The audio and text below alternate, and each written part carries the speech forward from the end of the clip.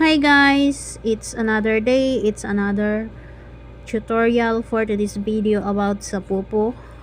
If ever na nagkamali kayo sa inyong mga gender, so ito lang yung tips para ma-change nyo ang male into female. Punta kayo sa help, ayan yung help, click nyo yan, click,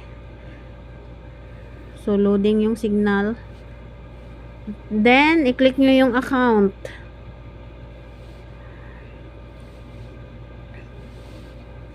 So, may nakalagay dyan na how to log in my account if I forgot my log. So, this is the options, two options. Then, how to change my gender. So, ito yung i-click mo, yung how to change my gender. Disturbo yung message sa GC sa Messenger. So, ayan guys. So, after you pass the authentication request to modify your gender. So, yan guys, yung nakasabi dyan. So, message feedback ka lang dyan. Lagay mo dyan. Ayan. Consult. So, ito, sa consult, tapos i-click mo yung change gender. Ayan. And then, after that, mag-message ka na dito na sa pupo na, hello, hi pupo. So, hindi na ako ang gagawa niyan. Kayo na niyan.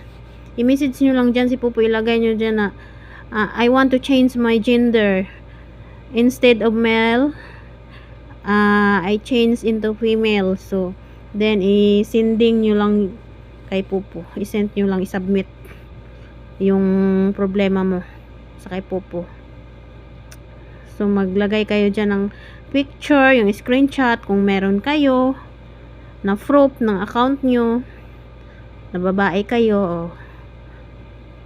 So, ito lang yung gagawin nyo guys. After nyo masubmit, iantayin nyo yung reply ni Popo, and then, i-follow nyo lang yung response niya kung ano man yun.